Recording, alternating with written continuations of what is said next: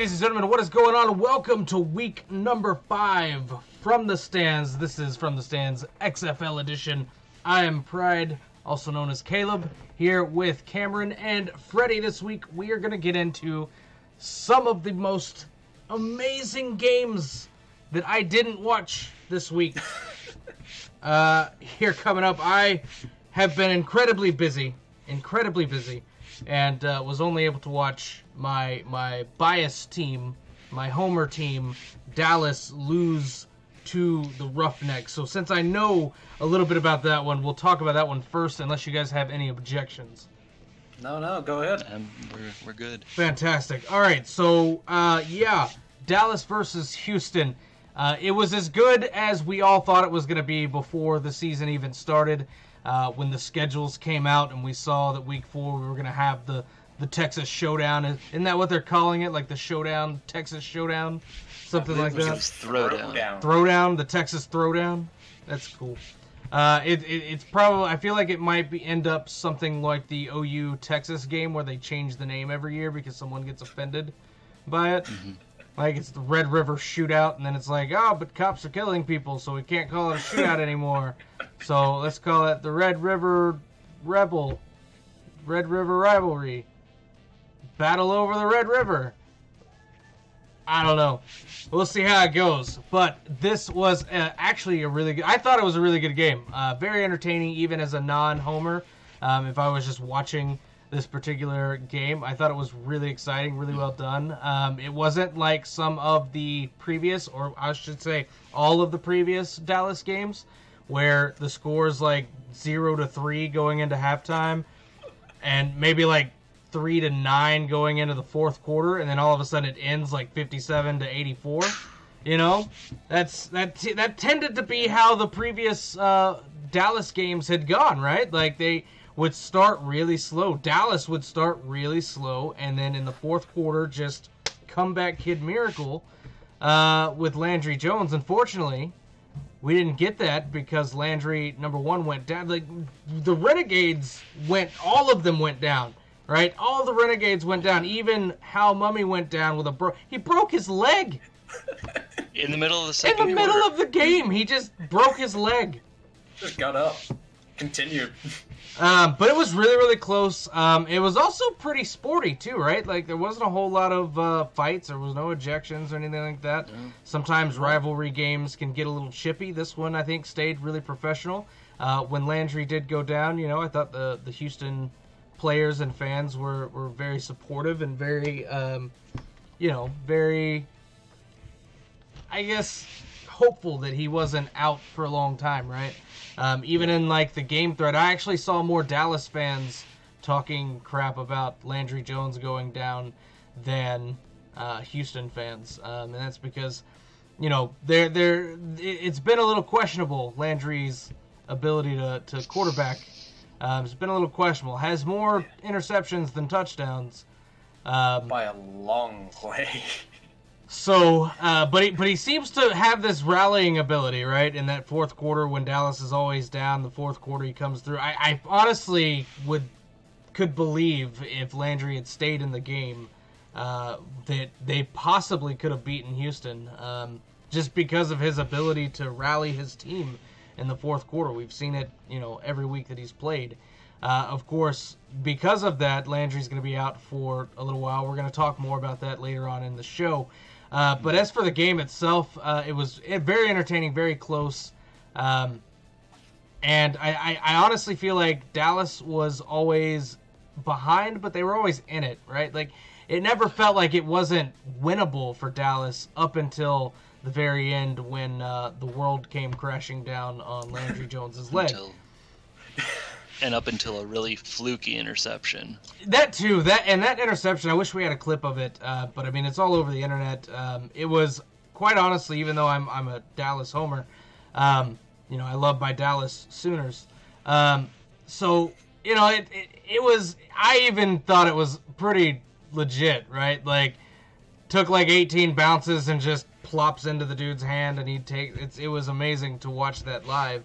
I actually thought that, you know, we had caught it, like one of the Dallas guys had caught it after it. I knew it had bounced off. I didn't know one of the Houston guys got it, and I was like really excited and really not excited.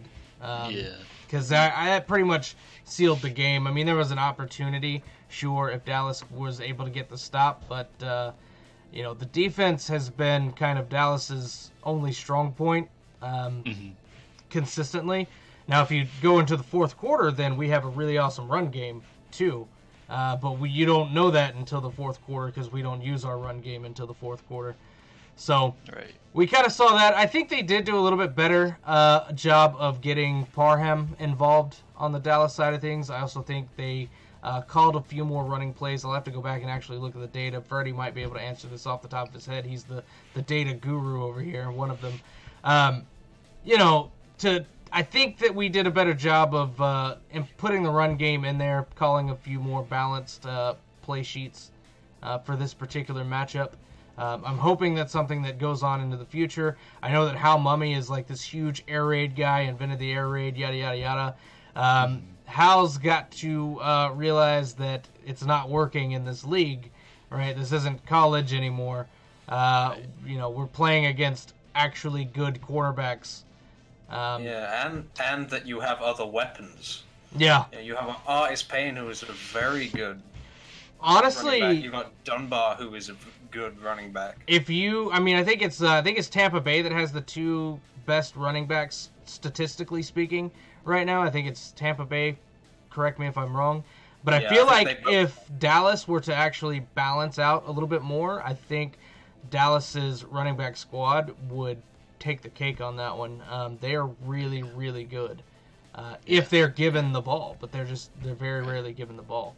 Any thoughts on the Dallas-Houston game before we move on? What I'd say is that we talked a lot about Dallas. I know it's your biased team, Cal. True. Listen, this was also a very typical Houston Roughnecks game.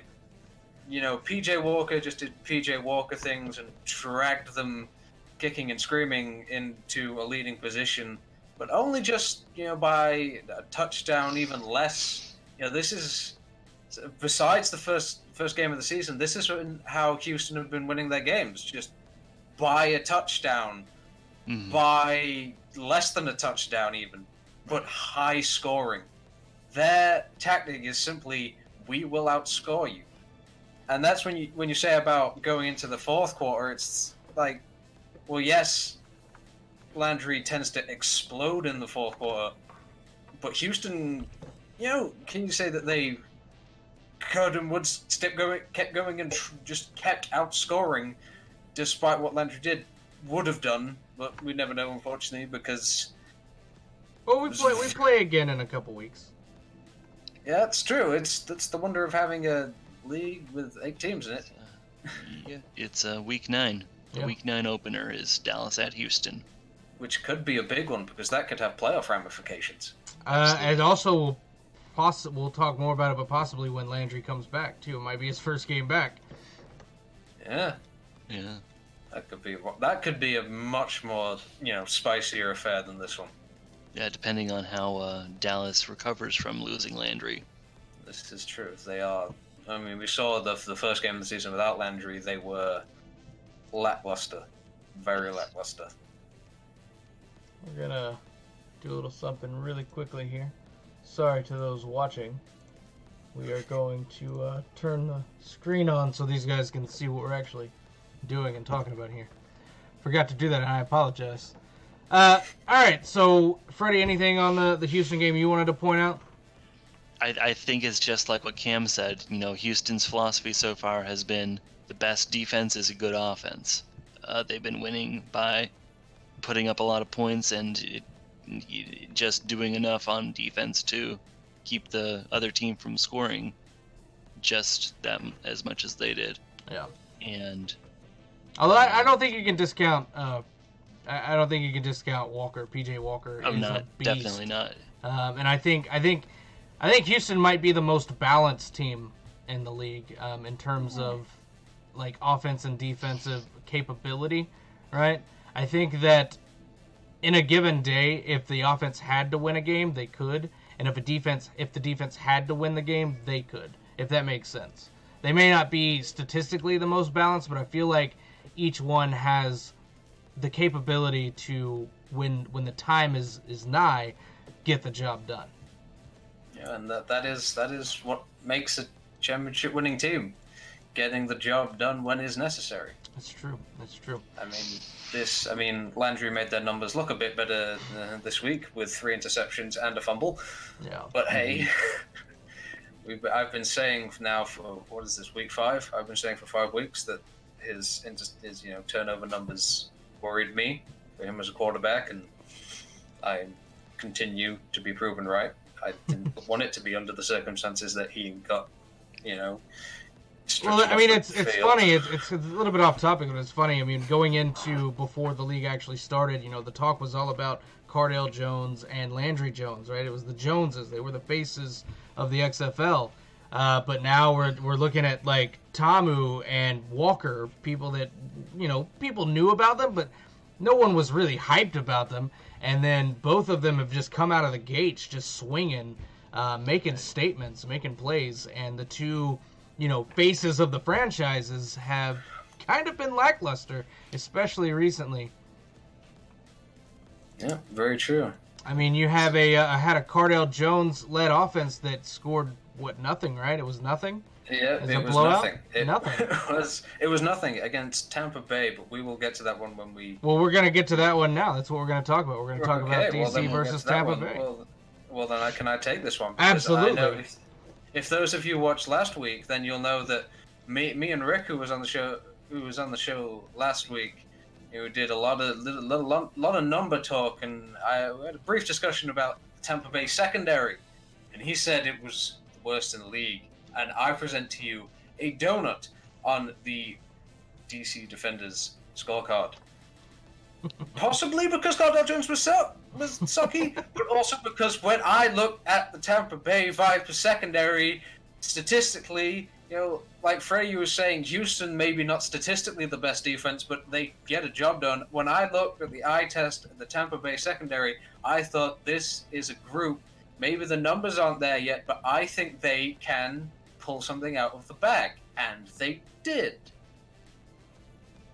Speaking of the run game, Tampa Bay is they have utilized their run game in a very specific way where they will churn up yards going up the field, passing as much as they please, and then the only way for them, it feels, to score a touchdown is to then run the ball in. No. Which is strange, because normally you'd think it works. It took a growing pains for them to get into a winning habit with it, but they put up a lot of points against Houston last week. They put up a decent number of points against DC this week, and finally got a win.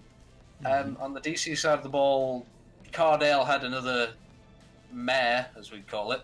Not as bad as last week. Nowhere near as many let's just hand the ball to the opposition and let them come at us again, but he still was his reads were still very off, just not with as catastrophic consequences. From the highlights, that seems to have been what I got, was Cardale just wasn't, his accuracy's off, his reads are off, kind of thing going on. Yeah, if I give you a stat for that, his completion percentage was 41, which is really rough. Really for rough. A guy who Kel Hughes is meant to be face of the franchise, to throw 41% against what is perceived as the worst team in the league is not putting you in a positive light. Yeah, Freddy, what did you think about that game, the Defenders versus the Vipers? I just think with the Defenders not being able to put up any points, I think they're really going to be one of those teams this year that is really a home team. Mm-hmm. And so we'll see, they're returning to Audi Field this week against the Battlehawks. That'll be a big test for them. And there went the flag. Nothing was there to begin with. It was held up by sellotape. It was always going to fail. I need to find something better. We move on. You have to get one of these magic screens. Oh, I want to, but they were a bit out of my price range. This flag was only like £5. So, No, I'm telling you, this I got a green sheet, like from like a thrift store, and pinned it to the ceiling. Yeah, $5. I don't know what I'm gonna do $5. next week. Production value is not necessarily based on monetary value. Anyways, let's move on. Let's keep it football related, guys. Come on, jeez. We're sitting here throwing flags. We're gonna talk about throwing some flags here in a little while. But any last words on that DC game, guys? No, I said my piece. Me as well. All right, well, let's move on to the caca, known as the Battlehawks. Tell me about this Battlehawks game. Again, you guys are just telling me about it because I wasn't able to watch it. So I'm just a super fan right now that happens to also be on the show. So let's hear it. Tell me about these. Tell me about the cacas. Well, I'll say that St. Louis in the Dome appears to be unstoppable. They become. The record's now 3-1, and that's off the back of 2 back-to-back home games, very well attended, very noisy, and I think we've had some discussion about eventually discussing on the show home field advantage and whether it does or does not exist in this league. I think that could be a very strong case for when home advantage does exist because the noise there is unreal. Pair that with John Tamu doing John Tamu things, throwing the ball, running the ball, a real dual threat, and put them against Seattle, who are just almost like their growth stunted 2 or 3 games in. Like some teams have shown exponential growth in these later weeks. We see them playing really well, aka Tampa Bay. Seattle seems to have just stunted growth and just losing games. You wonder when if ever they'll put a winning streak together. But this was really just St. Louis doing the business, really. Yeah. Freddy, what you got on that game? I think Seattle is a team that doesn't have an identity yet. And I think maybe a switch at quarterback, which I believe is what they're doing, is what they need. But they just couldn't overcome the caca. Nobody can overcome the caca. Dallas fell to it. Caca is law. All right, caca is law. Yep. Caca is law. That's what they say. Caca's law and the throwing Samoan. There is no winning in St. Louis. All right. Any last words on that game? Or should we move on to this final game here? Yeah, I think move on. Yeah. All right. Well, Guardians. What you got for me? Tell me about the Guardians. This was a tough one. I mean, the lowest score, combined, not the lowest scoring affair, does math in head. No, it was. It was indeed the lowest scoring affair of the weekend, and a close affair. It was settled by a field goal with just under 11 minutes left in the fourth quarter, which basically tells you everything you need to know about this game. Was it a defensive slugfest, or was it just a turnover? Sort of thing? Let me get the stats up here for it. It really was just a grind out sort of game. Okay. We thought maybe after LA's explosive performance against DC last week that we may see a run put together on the back of that, and that we'd see the LA Wildcats in all their explosive glory, but Martez Carter was inactive for this one, and so they kind of lacked that spark in the running game. And Josh Johnson actually had a real good game, but it was just like I said, besides the numbers, it really was just a slog. And like I said, New York took it by a field goal and just slugged it out. It happens sometimes. Sometimes it's just the way it is. It's funny to think about, and Freddie, I'll let you get to your opinions on this. But when the league was originally announced and all the rules were announced, and we took a look at the rosters and all that information came out a couple of weeks before kickoff. We were all sitting down talking, doing pre-production stuff, And we were just talking about how high scoring this league is going to be, right? Like everything about this, the way the rosters are being set, the way, we've seen the videos coming around from various players and things like that. Everything was very offensive focused, right? We didn't see defensive plays on the highlight reels of practices and scrimmages, right? We just saw, the super passes and the great runs and things like that. And some of these games, the defenses, some of these teams, the defenses are like the highlight of the team. It's kind of crazy how good some of these defenses are in this league when literally the rules and everything is stacked against them, right? Mm-hmm. So it's just been really fun to see some of these defensive players just ball out and see some of these things come together in a league that should be incredibly high scoring just based on the way the league is built, that we get games that become defensive slugfests. It's amazing to see. I mean, I really like this. I really like those sort of games because something that, regardless of the game that we've seen in this league, is that the hits are big. The defensive and offensive players like big hits, and because of that, they're not afraid to go and make big open field tackles, big, blocks, hits on running backs. They if you were either a crazy person or extremely intelligent, you may have seen this coming before, saying if you have people trying to make these crazy offensive plays, throwing all sorts, then you're gonna get an exceptional amount of turnovers because they're not gonna work all the time because you're in a professional game, you're not on a training field. If you were an extremely smart individual, you'd have seen that coming and maybe put a bet on it, and maybe you've made a lot of money. We have a Patreon if you'd like to give us some. Which we'll get to in just a second. Freddy, last any other thoughts on that Wildcat Guardian game? I almost got my point mixed up because I remembered that Luis Perez of the New York Guardians was on the Wildcats at the beginning of the year, but they traded him to New York. Mm-hmm.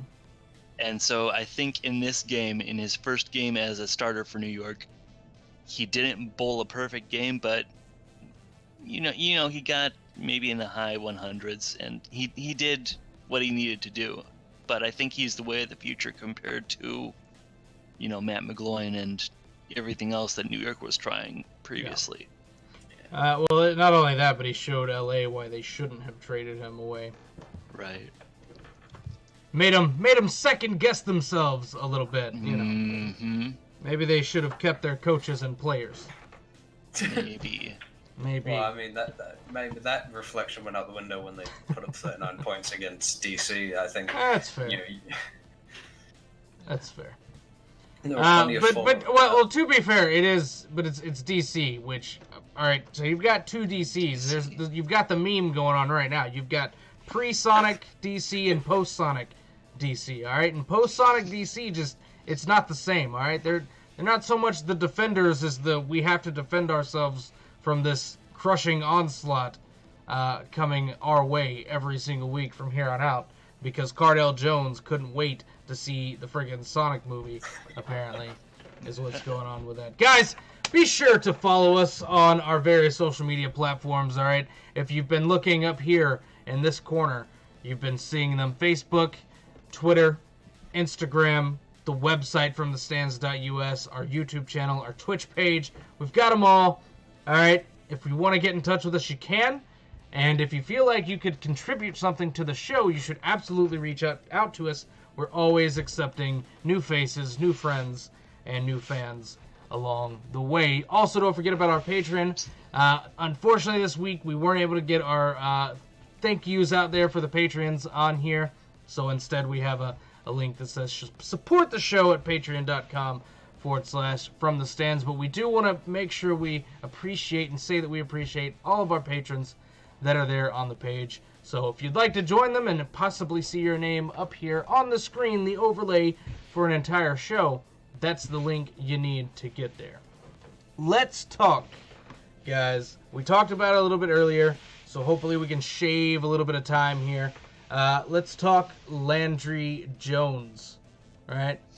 Let's talk Landry Jones and what it means for Dallas and the league overall. I know on your spreadsheets you have a different topic we're supposed to be on, and we will get there. But I want to jump on this Landry Jones thing really quickly. I just want to let's just go down the opinions here. We'll start with you, Cam. What does it mean that Landry is out for potentially, let's get some of the facts in, potentially out for at minimum 2 weeks. Could come back in week 8, right? I'm going to say with week 7, week 7's a stretch. I'm going to say week 8, probably, possibly. Week 9 for sure, if the diagnosis is correct with his MRI. I'm going to say at the most he'll be out is till week 9. So he will be back week 9, probably back week 8, possibly back week 7. Yeah, I think that's about right. I mean, obviously, his recovery's handled well. He doesn't aggravate it while trying to recover. Then you're probably looking at, if you're very lucky, week 7, and obviously weeks 8 or 9 more likely. As for a league perspective, I think this is where the success of PJ Walker and John Tamu come in, because if they didn't have as much success as they're having on the field, if they weren't building these sort of, brands and identities for themselves and, kind of becoming, forcing themselves to be the face of the XFL, the XFL it was all this buzz about Cordell Jones, Landry Jones, but now it's like, oh, PJ Walker's really good. Yeah. John Talmadge's really good. I think that's helped, the XFL, because if they weren't having such, good seasons, they weren't putting in good performances, and people were still looking more at Landry Jones to be the face of this high-scoring, exciting XFL, his performances before this would have been mildly alarming. This would have been disastrous because now he's no longer on the field. Yeah. But now, because of Tamu and Walker, this is much more limited to a Dallas problem. And like we said, they have only had 1 week without Landry Jones, and they lost it by 16 points to 9 at home to St. Louis, where we got our first taste of John Tamu. They have been granted by the league to sign a quarterback to come in to, I think it's either replace Landry directly or fill in a spot on the roster. I'm not sure whether that is to take from anywhere free agency, someone who wants to leave a team, or if they have to take directly from Team 9. But have been granted. It's interesting you say access. That because Quentin Flowers has rejoined his team in Tampa Bay with the idea that he's going to be traded. He rejoined the team, as in he came back to Tampa Bay to practice and whatnot, but he has made it very clear he's only there so that he can be transferred to another team. He's only there so he won't get fined. Yeah, basically. So that's a possibility for a replacement that they could pick up. Coming from Team 9, they actually just picked up another quarterback anyway in Broback. That's what we call him, because us Cleveland Browns fans, all right, know him from building the Browns. Broback, right? I'd like to see them give him a shot. I thought he was, a little underrated in his professional career. I'd like to see what he could do in the XFL, especially under a coach like Stoops or Hal Mummy that have had experience with, building quarterbacks with decent arms. They can't help legs, obviously, but they're good with the arms, right? So, I'd like to see Broby come in and play a couple snaps and see what he's got. What do you guys think about possible replacements for him? We've also obviously seen Philip Nelson play for he played in the first game of the season as the starter and then came in to replace Landry in this last game. Personally, not a big fan of him. I don't think he takes enough risks, and obviously you can tell when you're watching the XFL that they let you listen to the play calls and things like that. And the play calling that Hal Mummy does is so much simpler, which is understandable, but does that mean that they're simplifying it because he's not practicing? He's not getting reps in practice? Or is he simplifying because he doesn't understand higher complexity play calling? It brings up a lot of questions, and I would like to know some of those answers, and hopefully we'll see some of those answers. But What are you guys thinking in terms of, just real quick off the top of your head, potential replacements for Landry Jones moving into the next 2 to 3 weeks? Well, I think if you have the option, I really do think you have to go with Quentin Flowers, because we saw a limited time with him really at Tampa Bay, but from the time we showed a lot of potential. Yes, he could run the ball, but he showed us a fair amount of potential in not just throwing the ball, but going deep, which is what, when you look at the Dallas games, That's what they want to do. This is what they like to do. This air raid offense, they really like to go deep, just eat up the field in, a single play. And I think Quentin Flowers showed us that he can definitely do that. Plus, this is a guy who has seen the XFL, firsthand now. Played, obviously, more reps than, the other possible replacements. I think Quentin Flowers is definitely where you go if you're Dallas. Obviously, if that's allowed, whether they are allowed now to take. Well, I mean, we should Flowers, be getting, we should be hearing, we should be hearing something about it soon, because this was kind of talked about today. So if it's going to be a thing that happens, it should probably be happening tomorrow. They may wait, though. They may see how Philip Nelson does in this next week, see if they can do something with him, and maybe if he doesn't pan out, maybe we get a Quentin Flowers trade. We'll have to wait and see, I suppose. Freddy, what are you thinking on wrapping up this discussion on Landry Jones and his potential replacement? I think Flowers is a definite wild card in the conversation, but I think if you want to go for another wild card, I would go for Eric Dungy, who is, I believe, Dallas's other quarterback that they had on the roster. I believe he was gone for a couple weeks because, unfortunately, he lost his father to cancer. Yeah, I think he actually might still be gone. But and I'm not sure if he rejoined the team yet or not. If he does rejoin, I believe he could be what they need, because I remember back in 2017 or 2018 when he was playing at Syracuse, I remember going into the Notre Dame-Syracuse game as a Notre Dame fan, fearing, that we were going to trip up and lose against them. And then it turned out that we took him out pretty early. He got injured, and we had to play his backup instead. But I think he could be a factor in this conversation. Okay, that's fair.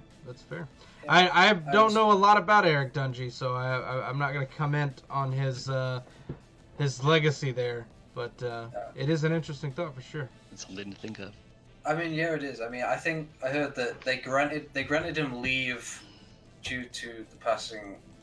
Or was it just the diagnosis or whatever? But they still kept him on the books. He's still welcome to return to Dallas when obviously his personal life improves, and we all hope it does. It's sort of like I want to say Dimitri Flowers. Is it Dimitri Flowers? There's some other Oklahoma player that is he's technically on the Renegade squad, but he also retired from football. So like he started out on the squad, like he signed and everything, and then he was like, nah, I'm gonna go ahead and just retire. But he's technically still on the reserve list for them, just in case he decides he wants to come back. So it's sort of a weird situation there with that. If you're looking for drama, I say watch these players. Maybe they don't, become regular stars or whatever. But if you're talking maybe in some fairy tale future, if you're talking crunch moments in games, I think is a receiver, the guy from Oklahoma, technically retired. Yeah. If you think maybe it's a season-defining game, and for one play, this guy comes on and makes a great catch, and then immediately goes off and retires. Yeah. That's the sort of stuff that the XFL really would push to literally anyone who could listen. They'd print it out in flip books and just throw it to people on the street. Yeah. That was the thing. Like, I think when the rosters were first announced, there were like 9 Sooners on the Dallas team, and now there's 3. One got traded, 2 retired, 1 obviously got injured, and I think the other ones just got cut. All right, so I'm going to throw it to you guys for our buy, sell. All right, we've got about 5 minutes, and when I say about 5 minutes, I mean 4 minutes and 45 seconds. So, okay, let's get into buy, it. sell. Number 1, Taylor Cornelius, Tampa Bay quarterback. Freddy, are we buying, we selling? Quick justification, we're on the clock.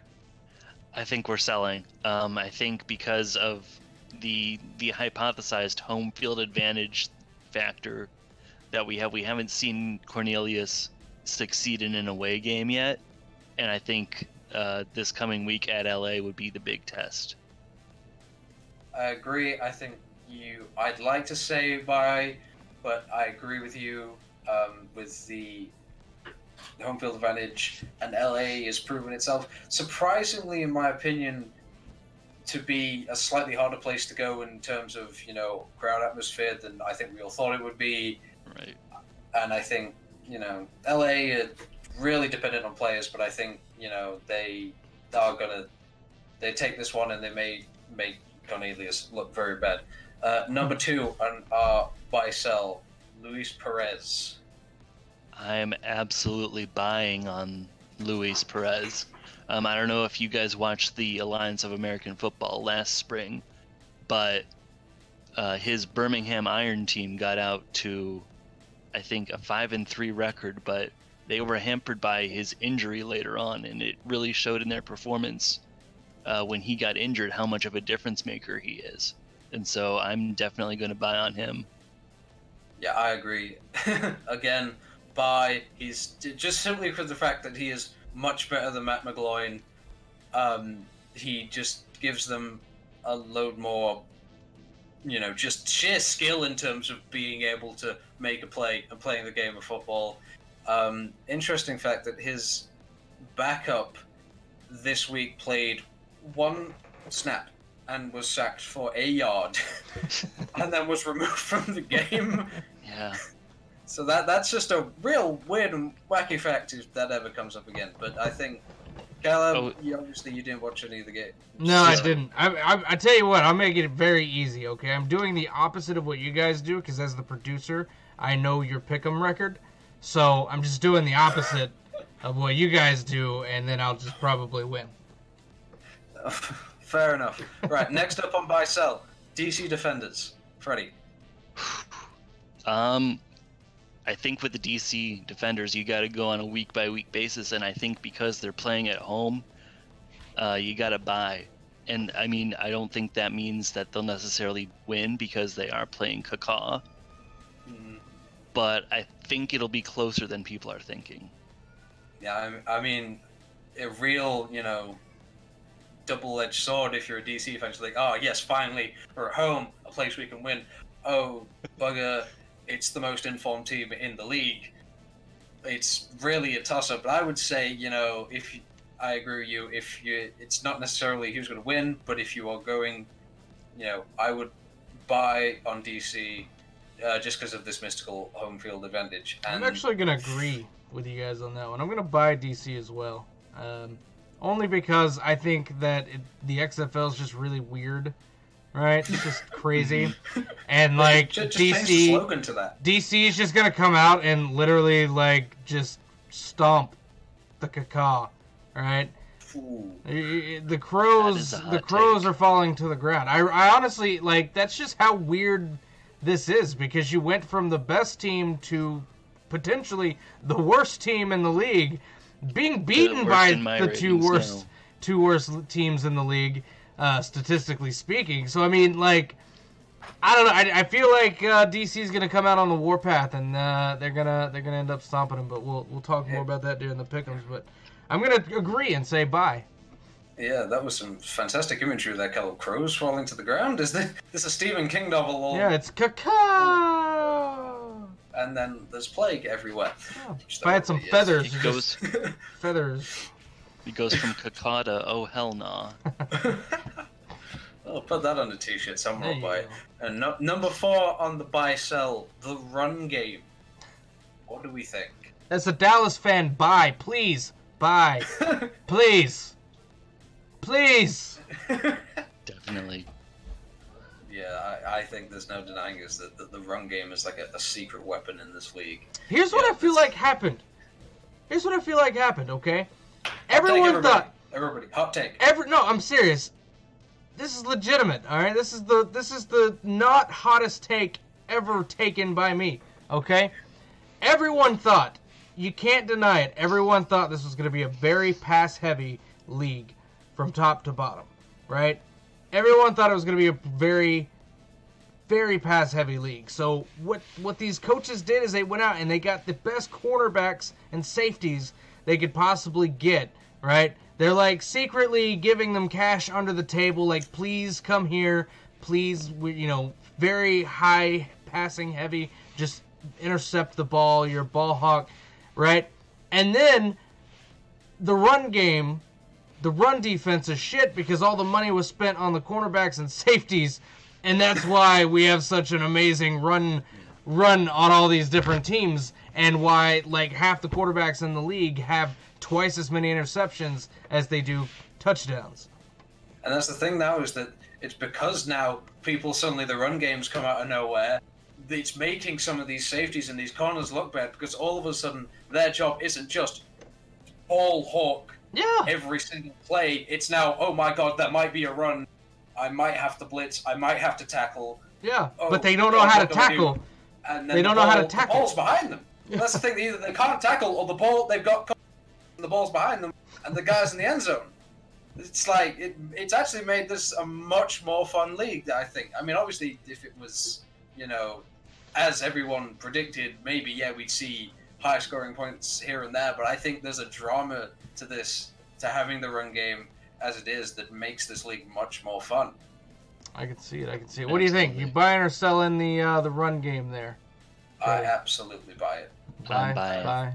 I think we're all in agreement. We're all buying it. Yep. Fantastic stuff. Fantastic. Any last words on the buy-sell before we move on here? I think that we covered everything. Well, that's too bad because there's a flag on the play. Oh, God. How many?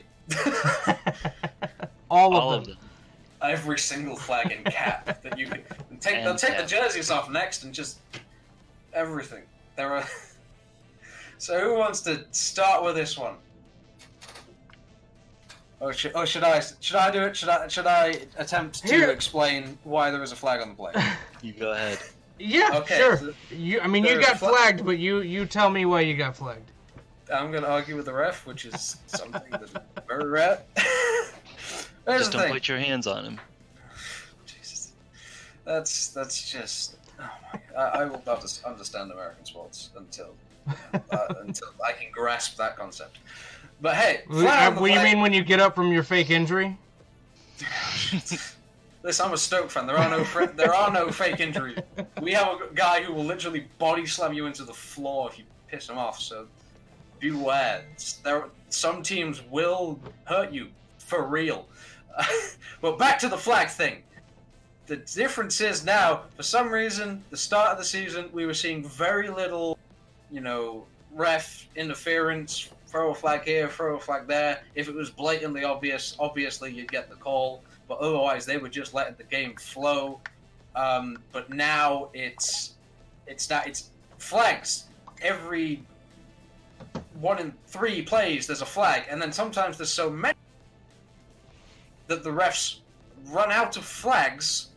You have to use their hats to demonstrate that there is another foul. And apparently, Jeff, who you see on the show apparently reported to us that officials were using each other's flags that they had thrown on the field and throwing back to them. There were more fouls. What I want to see is shoes. I want to see like flag, hat, and then start throwing shoes. Just toss the whistle.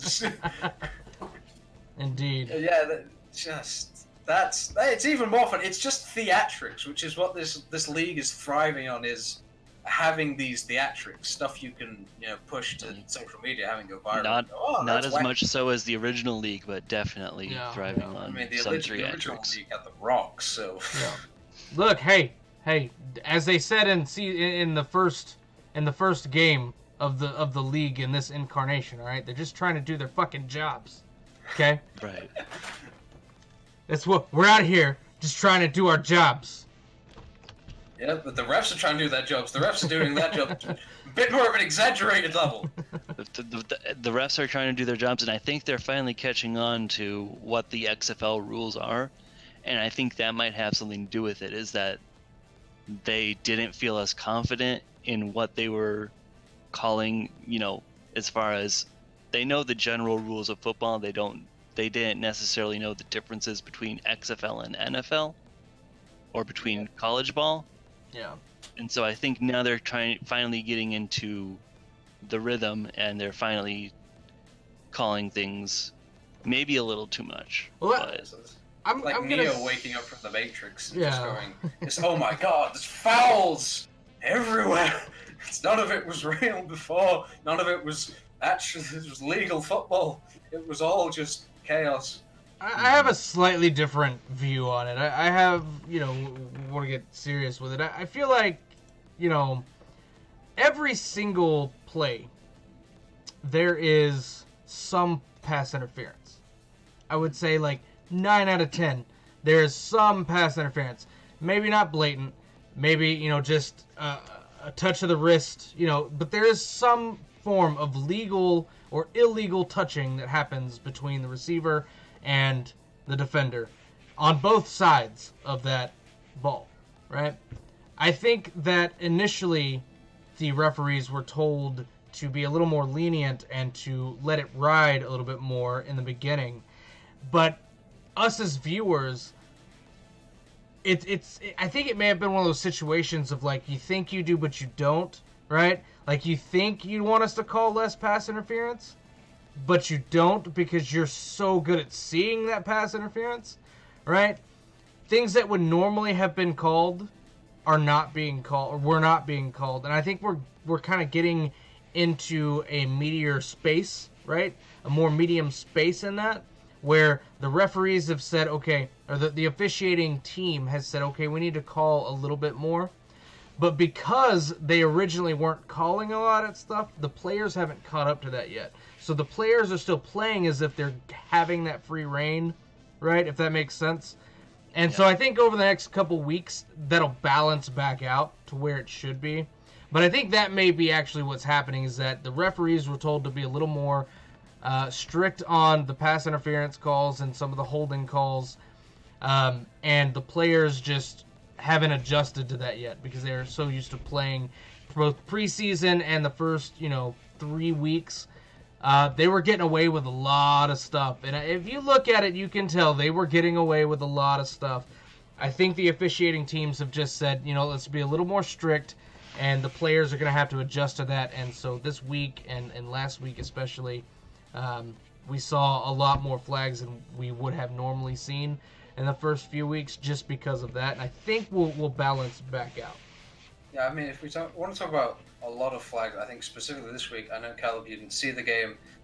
Freddy, if you saw the final play of the LA-New York game, LA on about they were on about 42, the clock has hit 0, the hooter is gone, if you're a rugby fan, and they literally decided to play rugby. They did so many backwards passes in a row that this is when the referees ran out of flags. There were so many flags on the play that you could count them on 2 hands. And then afterwards, they only called 2 fouls. They called a blindside block and an illegal forward pass, where there was. I watched it back. I watched it back twice because I was like, they have descended into playing rugby. There is a rugby drive going on here, and if they score from this, I will applaud them. I'll give them money. I don't know what I would have done if they'd have actually gone over. I think they should have grounded it if they did. But they threw so many flags for 2 fouls. That's the crazy thing. Is because in, like you said, each of the referees in their heads are saying we need to be stricter on this stuff. That they were all calling for the same fouls. Where if you see maybe when the referees, like obviously when it balances itself out, one of them will call and they'll know that is the foul that's been called for. Whereas now, the current state in time is this snapshot. It's everyone's just trying to do the absolute best job they Yeah. can, and it's becoming slight craziness. So I think the obvious solution to this is that we give the Sky Judge a flag, and so the Sky Judge drops a flag. He drops the Sky flag from the Sky Cam. All right, Sky Judge drops the Sky flag from the Sky Cam, like a little canister, just boop, and falls to the ground ever so graciously. Why only just one? Why not have it be like a sky Well, flare? Why not just have it be sky like a flare. shell? It should be just be yellow confetti. Just when there's so many flags, just yellow confetti Foul.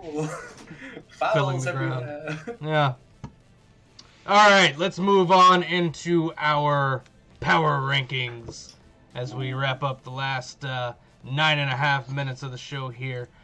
Let's jump in here. Let's take a look at the Week 5 power rankings. All right, here's what we've got. Let's start it out in the East. All right, so we're on here, the East. Number 1 shouldn't come as a surprise to anyone. It is the Kaka, which is Law. It is. Yep. All right, any thoughts on this? Any potential no's here? No, I'm in total agreement with that one. All in agreement. It's funny because a week ago we would have been thinking, DC's number 1 and possibly even number 2, but surprisingly, not even number 2. The 1-3 Tampa Bay Vipers, according to our presenters, writers, and analysts at From the Stands, believe that the Tampa Bay Vipers, if right now were the playoffs, would be the second team in the playoff, which is absolutely maddening to me. I had them at number 3, but I digress. It's a form table. It's a form table, and they're in the best form of their life currently, and they deserve to be number 2 at least this week. I would expect them to drop next week, but for right now, they deserve to be at number 2. All right. Yeah, I think they're on the best upswing. I think they have a good chance to win maybe all of their remaining home games, maybe still a away game or 2. But I think they have a good chance to get to, I'd say, 5-5, which Okay. if you paid attention to the original XFL, that was enough for a couple teams to get into the playoffs.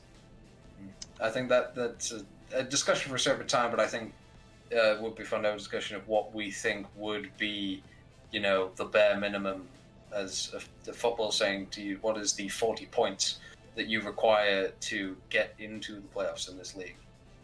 Yeah. Oops, we have Freddy dropped out on us. He's back now, though. My bad. You're fine. You're back in We here. good? Well, your audio's back. Your camera feed is off, but we've got At a. least There, we can it's hear coming you. back. Oh, There we well, go. There we go. There we go. Go. The All right. prodigal son. Number 3 in the East is the Defenders, dropping down from the number 1 spot the previous weeks down to number 3.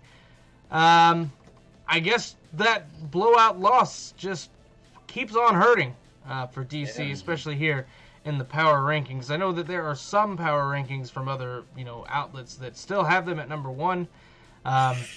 Thinking they'll maybe make a comeback, but I can't. I mean, I'm sure they'll win some more games, right? They have a couple more home games, right? So, the 2-2 Defenders drop it down to number 3. Thoughts on that, guys? Yeah, I think those other outlets misunderstand what power ranking is. This is a form table. We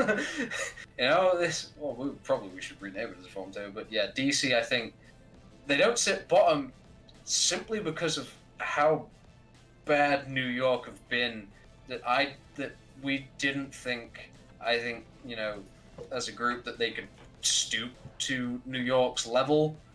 I think you could possibly see a lot of shake-up here is that if Luis Perez has some good games for the Guardians, you could see definitely a shake-up in the power rankings in the East. Teams just going anywhere, really, but now it's a really unique position where if Cardale Jones picks up his performances, DC can rise up. If he doesn't and Luis Perez picks up his performances and New York's trying to do stuff, New York's going to shoot up from the bottom, and then DC, and if, whatever Tampa does, that's going to affect stuff.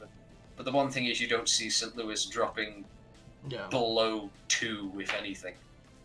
All right, so that brings up New York, obviously, as our last spot in the East.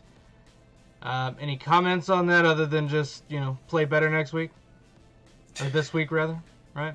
I mean, I think New York is one of the teams that hasn't won an away game yet. I mean, 5 teams haven't won an away game yet.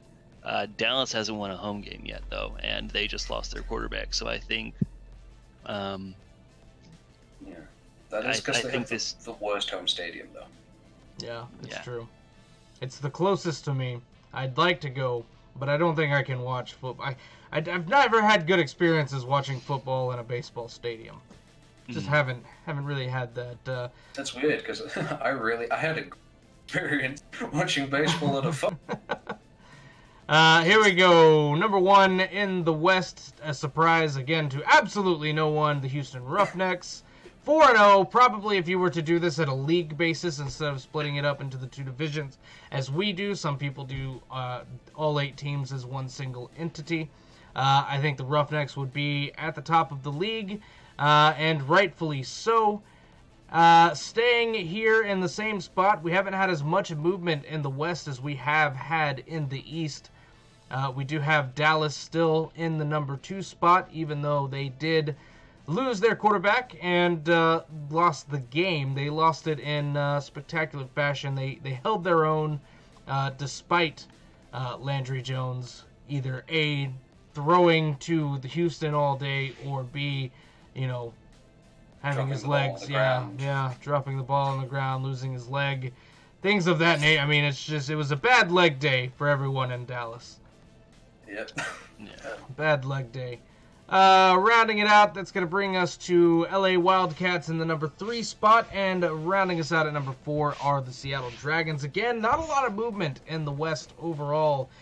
This is actually, I think, pretty much how we saw this week 1, right? This has pretty much stayed exactly the same.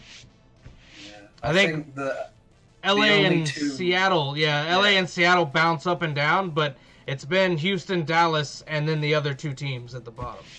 Yeah, I think if you are going to see possibly any upward movement, it's between Dallas and LA. If LA wrinkle out some of the issues and shows the LA that beat DC, you maybe could see some movement between those 2, but that is up in the air. Indeed. All right, well, let's move on and let's talk about some of the games that we have coming up this week. We still have our scrolling Dallas Renegades here. We found the bug in the Matrix. And it's the slot wheel Dallas Renegades. We'll snap that back there. All right, let's just start right here from the top. We have Houston versus Seattle as our game 1. Let's do this 1 game per person here, and then the picks for everyone. Freddy, what are you looking at with Seattle versus Houston Saturday? I mean, I think by the numbers, you got to go with Houston, but I will say this. Last year, if you watched the Alliance of American Football, you will know that the Orlando Apollos, whom almost everyone says won that league, they lost at home at 5-0 to a 2-3 Arizona Hotshots that were riding a 3-game losing streak. So I think Seattle still has a chance here. Don't be surprised if they pull it out, especially with the quarterback change that they're making. Interesting. But I think if you want to be safe, you got to go with Houston still. So what's your pick? Houston. Cam, what's your pick on that one? I think I still go with Houston, but Freddie, you raise a very good point that I think Houston is beginning to ride the luck with the margin of victory at this point. That is true. It's an interesting take that, if Seattle do sort of pull something out of the bag, that this could be a real interesting matchup. But I think I'd play it safe and still go with Houston. All right, moving on to Dallas versus New York. We've got a lot of questions here. A lot of questions on both sides. New York's bringing in a new quarterback that played last week and did really, really well. Can he do that again this week against perhaps a slightly better defense? But more importantly, is Dallas going to be able to solve their quarterback problem with Landry Jones being down? Philip Nelson hasn't looked spectacular throughout his tenure here in the XFL so far. And it doesn't look like they've got a whole lot left in the quarterback room. We'll have to see if they decide to go with Philip Nelson or if they bring in Quentin Flowers perhaps as the sort of a sleight of hand, if you will, coming into the late part of the week here. I think I'm going to have to give this one to Dallas. It may be the homer in me, but I think you've got a really, really good coach in Bob Stoops. He's really smart, and his nickname is Big Game Bob. If there's anyone that can pull out a miracle, anyone that can bring in some of that quote-unquote Sooner magic, it's going to be him. And you've also got Hal Mummy, who is just the master of the air raid offense, and if he can get a quarterback in there to know what jersey color he's throwing to, we might see it come out. So I'm going to go with Dallas. Cam, what do you got? It's a tough one. New York has not won an away game, and Dallas hasn't won a home game. So at this point, they've also won all of their away games. This is true. So this is a real tough one for me. I think it all hinges on who Dallas gets to play quarterback. The game they have a Saturday game. It's now Thursday, Friday for me, but contextually speaking, it's Thursday. They've probably got tomorrow to get someone in, and even then, they're not going to have time to show them the whole playbook. It's going to be simplified plays again. Yeah. I like Luis Perez. I simply don't think, regardless of who Dallas get in, unless it is Parham, who haven't seen real anything to give us faith in him, I think I'm going to go with New York on this one. New York. What you got, Freddy? Who you going with on this one? I think if I'm going to stay true to buying the run game, I got to go with Dallas. Dallas Renegades. All right. Freddy, tell us what you got here. Tell us about St. Louis versus DC. Well, as we know, DC has been all home team all this year, but I think it's not going to be enough to overcome Kaká.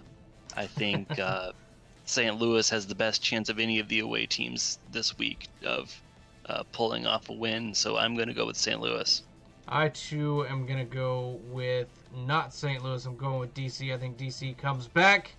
I think the rust has rubbed off. I think Cardale's finally caught back up with Sonic, and we're in for an awesome, close game that the experience of Cardale pays off, and he's able to bring it home. Cam, would you your pick for St. Louis, DC? I think that it could be the time that Cardale sort of snaps out of this Sonic daze that he's been put in, but it's like you say, Kaká, or as I like to say, the throwing Samoan, and it's been a while since I've said his full name, so we're going to do it again so you don't forget.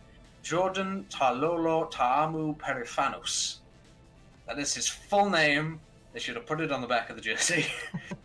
I think there is so much momentum in this St. Louis side that I think regardless of if Cardale does wake up from this daze and starts playing at the quarterback we know it is, I think St. Louis is coming in there with such a steamroll pace on them. I don't think that whatever Cardale can do will be enough. I'm going to go with St. Louis with this one, but maybe by a close margin. Oh, yeah. Fair enough. All right, bring us in, take us out, rather, with Los Angeles versus the Vipers there, Cam. What you thinking about on this one? Jeez. I said when we were doing buy sell that LA is a much tougher place to go than I think we all expected it would be. They took on this league and their team a whole lot better than I personally thought they would. LA is very saturated with sports teams nowadays, but they really look like they've taken to this one. Tampa, which Tampa are you going to get? Are you going to get the one that nails DC, or are you going to get the one that just sucks and gets run over? I think given this home field advantage to LA, which I definitely think exists in LA, I'm going to give it to LA, but again, possibly by a close margin, possibly even by the same field goal margin that they lost to the Guardians. Yeah, I'm going to say outside of Dallas, I think we looked at this before the show. It's like a 7.5 margin on whether or not out of 10 whether or not you win. 75% of home games have been won, or games have been won by the home team. So I'm going to go with LA for the home win to keep that trend going. Freddy, in the show for us, buddy. What do you got for this game? I got to say, if LA is getting Nelson Spruce, their number 1 wide receiver, back, I think you can't pick against them. All right, so LA it is. Guys, thanks so much for tuning in to us here on From the Stands, the XFL edition. I have been Caleb, joined by Cameron and Freddy here. Again, join us in all of our social media aspects, Twitter, Facebook, YouTube, Twitch, Instagram. It's all there. Support us on Patreon if you like what you heard. And if you want to get involved, reach out to us. We're very welcoming people. And we'd love to have you on board and helping out with the production, hosting, writing, stats, analysis, data. We've got it all, graphics even, you know. If you got a skill, we want to use it. We want to use you. Let us figure out how to make that slot machine Dallas thing actually stop when we wanted to. Yes, we were playing. We were playing before to see if we could do like a scrolling thing, but yeah, didn't work out too well for us. It actually just stuck with us through this. So, that being said, guys, thanks so much for tuning in. We will see you all next week right here on From the Stands.